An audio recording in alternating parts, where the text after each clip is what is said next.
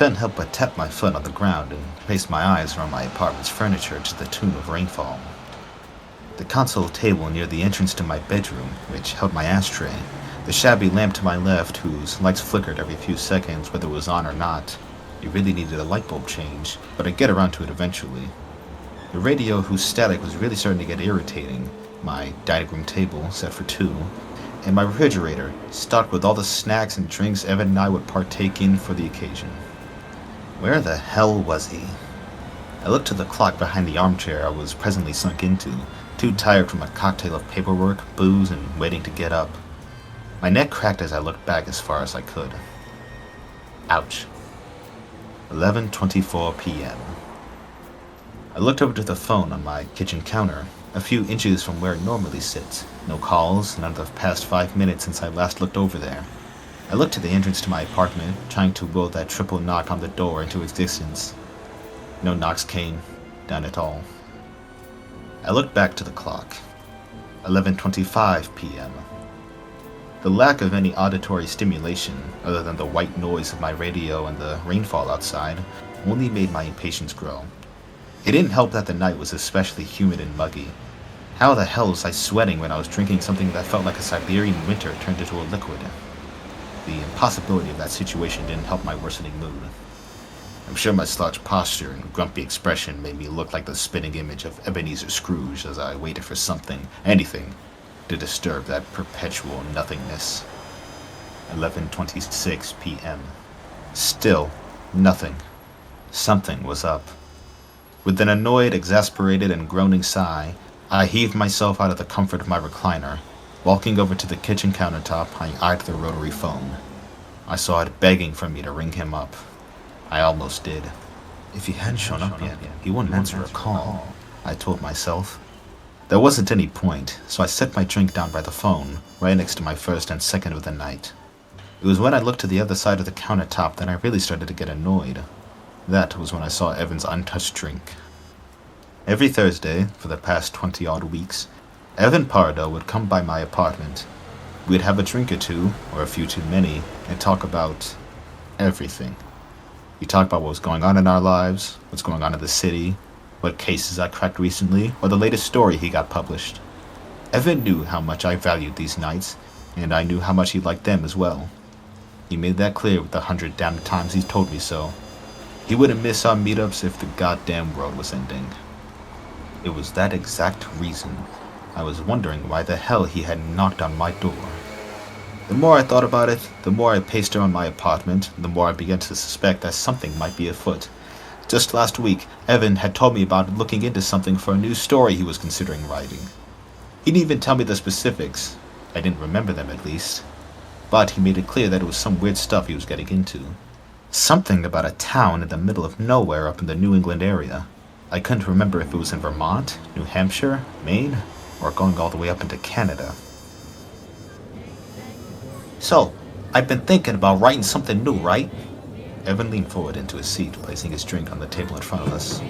I was always curious to see what he was cooking up. What genre? Is it a romance? I grunted, already starting to lose the more enjoyable effects of alcohol consumption. Evan laughed in response. His face was beet red, which was typical whenever he got plastered. Better than looking like a porcelain doll. Nah. I do know how much you like those, though. Especially those naughty ones. He grinned. I scoffed. Maybe I'll get around to writing one someday. Hell, if I do write something like that, you might even read something I've written. He kicked my leg. Ow. I distinctly remember that, in that moment, he had that look on his face. The Evan Pardo look, as I called it. In reality, I think he was starting somewhere in this vicinity of my kitchen countertop. His eyes were glossy and his mouth was agape as if he was in a daze. But I could tell he was nowhere near absent-minded in that couple of moments. But Evan was staring far past that mess of food and liquor bottles. He was staring at his own mind, the concepts running around inside his noggin, the gears of creativity turning. He was looking at the building blocks of a story, trying his best to put his words into a form so a dumbass, such as myself, could understand and, hopefully, appreciate his grand ideas. Richter, you remember a bit ago that case you were involved in? The one about the ring of... He took a swig of his beer. Whatever it was? I nodded. Yeah, what's it called? I pinched my brow, trying to remember that mess. I snapped my fingers a few times, trying to jog my memory. On the fourth one, it clicked. Human trafficking thing. Yeah. Evan glowed with a light that, in any other context, would be extremely confusing, borderline worrying. He always had the strangest reactions and points of view on these sorts of things. I was just thinking about that the other day, and I was thinking about just how fucked up people can be, you know? I gave him a look of confusion and intrigue, beckoning for him to continue without moving a muscle below my neck. He smiled when he realized he had piqued my interest. I was thinking about trying to capture the essence of human evil in a story, the essence of how screwed up we can be. I think it'd be interesting to try and condense everything wrong with us into a story. Throw in a bunch of symbolism and all that crap you hate for good measure too.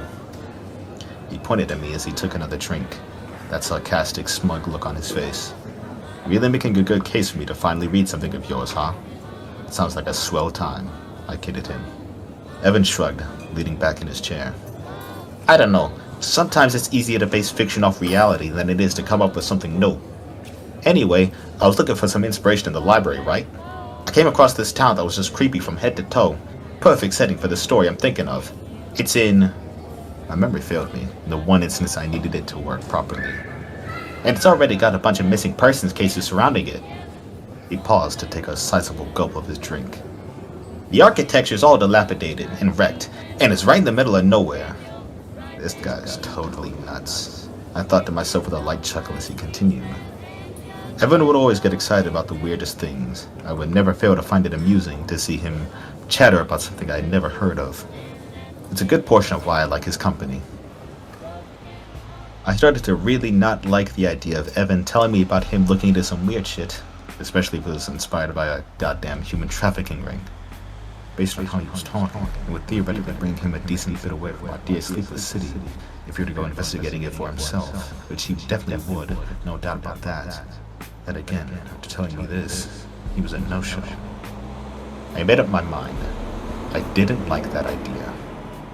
When a private investigator starts to not like an idea, that's when you start to have a problem. I found myself eyeing my dictaphone recorder, which just barely peeked out of my coat's breast pocket. I knew what it would mean if I walked over to the HR closet, took it out, and slotted in a new cassette. I knew damn well what that meant. I just didn't like the idea of it very much, proceeding with the notion that my best friend may be missing and all that jazz. I lit a new cigarette. Fuck. A tiny ember glow slowly built inside the closet interior. June 17th, 1954, about 11:30 p.m., 11:32 to be exact. It's a hot and humid night in the city. A ripe time for a cold drink with your best pal. Only thing is, I seem to be all by my lonesome. I took a drag of my cigarette. Evan Pardo is not the type of man to break a promise that he's made. It's partially what has me wondering if something in his circle went wrong. If the man doesn't write me or call me for a few days, that's nothing new. If he doesn't show up to our Thursday night gatherings, which we made a promise to always uphold, that's something to take note of. Sure, he's missed 1 or 2 weeks, but he's told me beforehand that he couldn't make it. No such call or letter this time around. I took another drag. Smoke filled the tiny closet with my slow exhale and moved towards my living room. Tomorrow, I might swing by his apartment to see if he's around. Best case scenario, he just went on a real bad bender and is absolutely positively wasted. Worst case scenario, I took a long puff that time, letting the smoke fill my mouth, singe my tongue, and burn my lungs. I let it all out. I'll make another recording on this tape.